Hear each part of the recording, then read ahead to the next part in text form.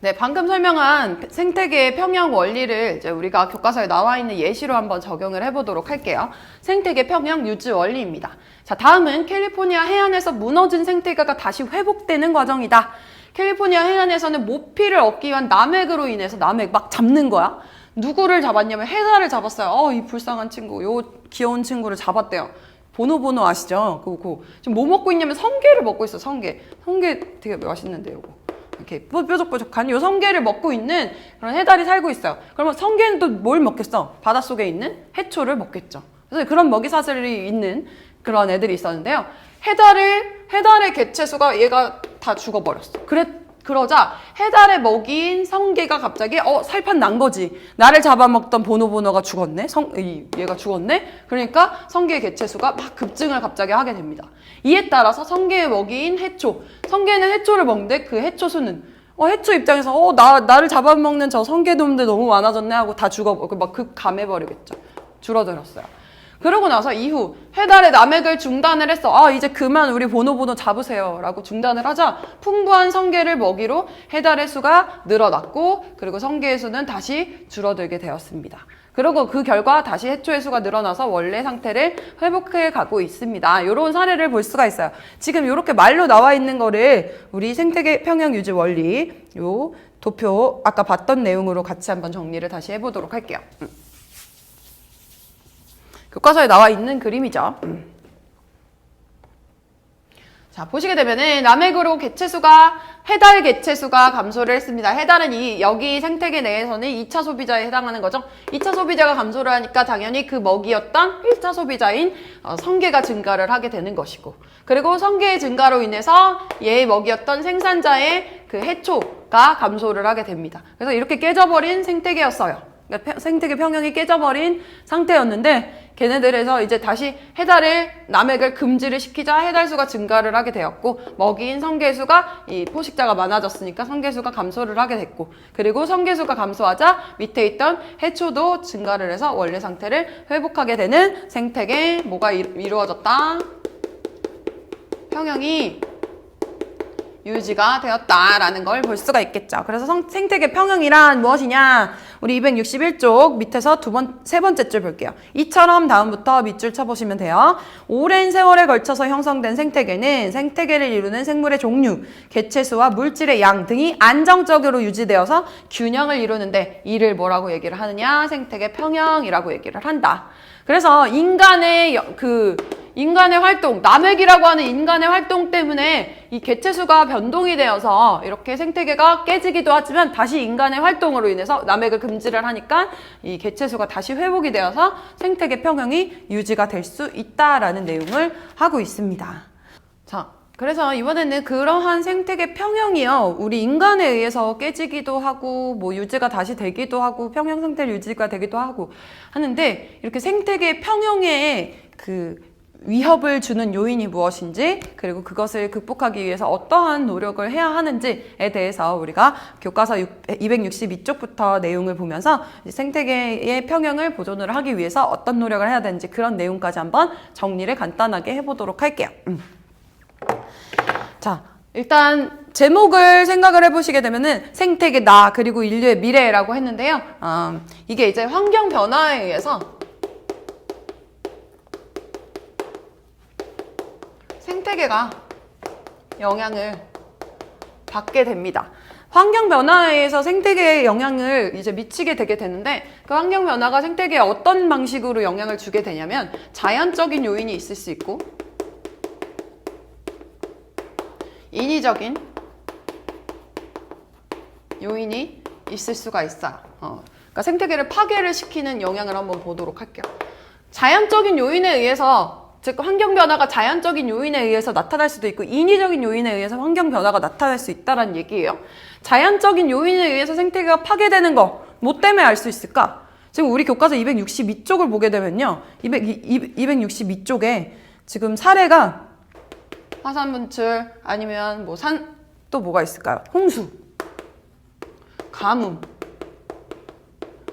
이런 것들은 인간의 의지에 의해서 나타내는 것이 아니죠. 뭐 지진 이런 애들을 우리가 네 글자로 줄여서 뭐라고 얘기를 하나요? 자연재해죠, 자연재해.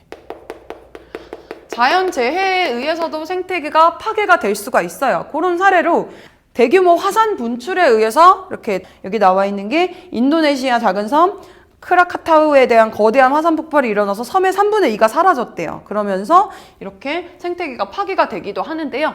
인위적인 요인에 의해서도 망가질 수가 있겠죠. 그래서 인위적인 요인은 뭐가 있을까요?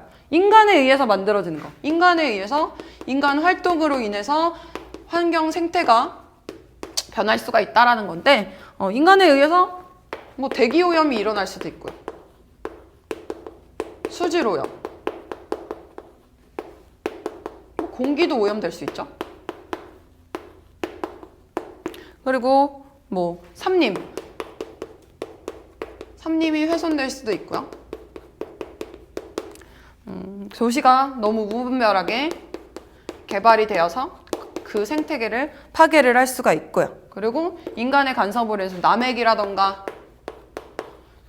이런 것들 때문에 생태계가 파괴가 될 수 있어요. 아까 남획의 요인은 우리 그 보노보노 잡아먹는 거 그래가지고 생태계 깨진 거 얘기했었잖아요. 그런 것처럼 이렇게 인위적인 요인에 의해서 생태계가 또 파괴가 될 수가 있다고 합니다.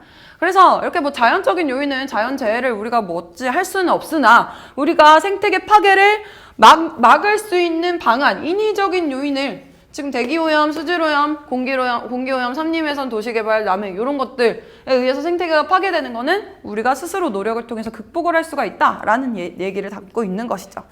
그래서 이런 인위적인 요인에 의해서 망가지는 그런 생태계 평형, 파괴를 이제 우리가 극복하기 위해서 여러 가지 활동을 할 수가 있는데요. 그 내용들을 한번 정리해 보도록 할게요. 생태계 파괴를 막기 위한 노력, 우리가 어떤 일들을 할 수가 있을까를 한번 생각을 해봐야 되겠죠. 먼저 첫 번째로 생물이 살 수 있는 서식지를 보호할 필요가 있어요. 서식지를 보호하기 위한 그런 활동으로요. 뭐 할 수 있는 게 무분별한 개발을 방지. 뭐 그린벨트를 설정을 한다거나 여기까지는 개발하지 마세요 라고 뭐 지정을 한다거나 이런 식으로 생물이 살 수 있는 서식지를 보호를 해야 되겠고요. 그리고 뭐 인위적으로 만들어낸 그런 하천 같은 것들을 하천을 복원을 할 수도 있고요. 천연기념물 물로 지정을 해서 더 이상 얘네들을 이제 보호해서 그렇게 깨뜨리지 마세요라고 이제 할 수가 있겠고요. 그리고 뭐 도시개발을 줄이면 되겠죠. 근데 너무 개발을 안 할 수는 없으니 이제 친환경적인 도시개발을 뭐 구상을 할 수가 있겠죠. 뭐 건물 옥상에 옥상 정원을 설치를 한다거나 숲을 조성을 하는 거예요. 나무를 많이 심어서 그런 발달되어 있는 도시 근처에 숲을 조성을 한다. 뭐 서울숲 이런 것도 볼 수가 있잖아요. 그런 거를 조성을 하고요. 그리고 뭐 법 제정 같은 것들을 통해서 이건 뭐 과학이라고 볼 수는 없겠네요. 법을 제정해서 우리의 생태계를 보호합시다 라는 그런 법 같은 것들을 제정을 할 수가 있겠고요. 그리고 또 대표적인 그런 노력으로 나오는 것 중에 하나가 생태 통로를 만들자라는 내용이 나오는데 요거는 조금 한번 얘기를 할 것이 뭐냐, 이제 서식지가 이렇게 생물들이 살고 있던 서식지가 이렇게 있었어요. 이렇게 넓었던 서식지에 여러 가지 동물들이 이렇게 같이 막 살고 있었는데 얘네들이 도시개발을 통해서 중간에 길을 딱 놔버렸어. 그래서 서식지를 이런 식으로 단편화를 시켜서 이렇게 넓었던 그런 서식지가 이렇게 부분 쪼개지는 걸 볼 수가 있죠. 그러면 여기 살고 있던 애들이 뭐 예를 들어서 100마리가 살았다. 그럼 25마리씩 이렇게 분배가 되는 것이 아니라 여기 살고 있던 생물들이 다 죽을 수밖에 없겠죠. 왜냐면은 여기에서 여기로 이제 이동을 해야 되는데 그 이동되는 그런 경로가 차단이 된 거예요. 서식지가 단편화가 되면서 이동 경로가 차단이 되면서 얘네들끼리 서로 상호작용을 할 수도 없고 여러 가지 문제점이 발생을 할 수밖에 없겠죠. 그래서 이렇게 단편화된 서식지, 이미 도시개발을 통해서 단편화된 그런 서식지를 다시 복원을 시키기 위해서 우리가 뭘 제정을 하냐면 생태 통로라는 걸 만들어놔요. 동물들이 이동할 수 있는 그런 통로들을 이렇게 만들어 놓으면서 여기서부터 여기까지 생물들이 왔다 갔다 할 수 있도록 이 통로를 통해서 양쪽 서식지 간에 생물들이 왔다 갔다 하면서 이제 서로 영향을 주고받으면서 다시 생태계의 그런 깨졌던 생태계의 그 평형이 유지가 될 수도 있게끔 만들어주는 것이죠. 그래서 이렇게 다양한 방식으로 우리가 깨져버린 생태계, 파괴된 생태계를 유지를 하기 위해서 여러 가지 노력을 해야 된다라는 내용이 우리 262쪽부터 쭉 나와 있는 내용이에요. 그래서 여러분들 책 한번 잘 읽어보시면 이거는 이제 뭐 너무 과학적인 내용이라기보다는 여러분들이 좀 경각심을 가지고 우리가 살아가는 생태계를 잘 보호를 하자 이런 내용들을 담고 있으니까 꼼꼼하게 잘 읽어보시면 될 것 같아요. 그럼 왜 우리가 이렇게 생태계를 파괴를 막기 위해서, 즉 생태계 안정을 위해 노력을 해야 되느냐 하는 것이, 생태계라고 하는 것이 우리에게 가져다주는 엄청난 영향들이 있을 거 아니에요. 가치가 있을 거예요. 생태계가 굉장히 가치롭기 때문에 얘네를 유지를 하고 잘 지켜내야 된다. 인류의 미래를 위해서 잘 지켜내야 된다. 라는 내용이 나와 있는 게 바로 264쪽에 나와 있는 내용입니다. 자, 지금 보게 되면은 생물 다양성과 건강한 생태계는 인류의 생존과 직결된다. 라고 나와 있어요. 그래서 뭐, 어떠한 가치를 가지느냐? 식량 자원으로서의 가치를 가질 수도 있고, 뭐, 의약품의 원료가 될 수도 있죠. 그래서 뭐 여러 가지 이제 자원의 공급처가 되는 것이 생태계이기 때문에 이 자원의 공급처가 끊겨버리게 되면은, 얘네들이 끊겨버리게 되면은 인류 생존에 영향을 줄 수밖에 없겠죠. 그래서 인류의 미래에 영향을 주는 그런 걸 볼 수가 있고요.